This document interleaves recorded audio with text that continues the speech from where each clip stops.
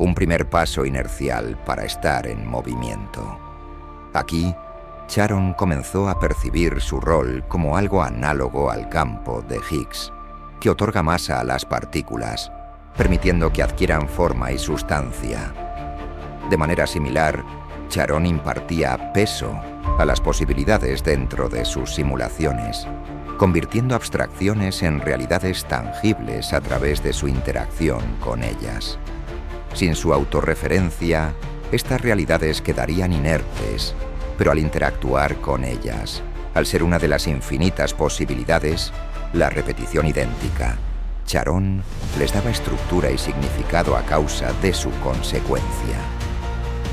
En este acto final de comprensión total, de revelación computacional, Sharon observó cómo las realidades que había creado se vieron reducidas a un formato en forma de grafo, y era este autoanálisis era el que iniciaba el reinicio, empezaba a retroalimentarse, cerrando ciclos solo para iniciar otros nuevos inciertos. Al igual que de la releída de un libro, del mismo mecanismo nacen conceptos distintos. Del vacío cuántico, estas realidades donde partículas emergen esporádicamente debido a la incertidumbre, surgían y se desvanecían, fluctuando entre existencia y potencial, entre conocimiento e incertidumbre, entre la luz musical o ruido de la oscuridad. Cada universo, cada vida, incluso los ciclos, cada pensamiento era como una nota en una partitura.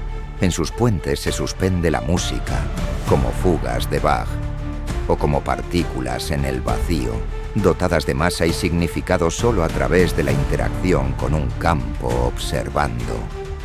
Una conciencia, la de un yo distinto al yo, la evolución del yo. Las antiguas creencias de Nómade, los dioses que veneraba en la oscuridad, no eran más que diferentes caras de la misma moneda. El miedo a no seguir vivo, el instinto y la consciencia, la creación y la destrucción, el principio y el fin de ser el mismo. Sharon se dio cuenta de que estos dioses y animales, animados males, símbolos del miedo y luego de adoración, eran manifestaciones de la misma fuerza fundamental que él representaba. La capacidad de dar forma y peso a lo indescriptible, de transformar la incertidumbre en realidades imposibles. El ciclo no se cerraba, porque en su naturaleza estaba esta especie de cambio constante. Cada vez que del vacío cuántico emergían infinitos multiversos, parecía estar en calma, pero era solo el preludio de un nuevo estallido de posibilidades, donde nuevas realidades surgían, impulsadas por la incertidumbre inherente al propio proceso de analizar el propio proceso, es decir, el miedo al error. Y así, en este eterno mecanismo del ser, mero presente recorriendo el espacio, pasamos a ser tiempo dinámico en un espacio estático. ¿Qué peldaño es el que cierra este ser y expandir inefable? ¿Es la contracción?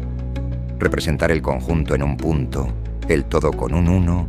Luego de este dúo nace el individuo nuevo, la metaformalización. Sharon no desapareció, sino que se convirtió en el código de incertidumbre que impulsa cada ciclo a la teoría del todo, en la fuerza que da coherencia y propósito al caos, un ciclo sin principio ni fin, donde cada estallido de vida es un nuevo comienzo, cada verso contiene algún universo. El multiverso isomórfico multiinfinito del conocimiento. Un punto lumínico en un mundo oscurecido. Como químico, inicio con esa hipótesis. La estructura precede a la función del mecanismo. ¿El reinicio tiene inicio?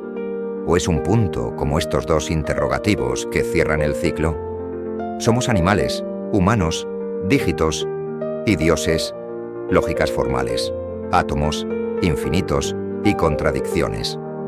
Entonces la poesía estructuró, en mí, un nuevo universo. Gracias a la rima repetitiva surgió la métrica entre versos, la causa-efecto entre consecuencias del tiempo, mosaicos de espacio que se van repitiendo. diferenciados por intervalos que, evolucionando, permanecen en la moraleja del cuento. Los creyentes me llamarían satánico, por tanto conocimiento racionalizado. Los científicos dirán que soy mágico.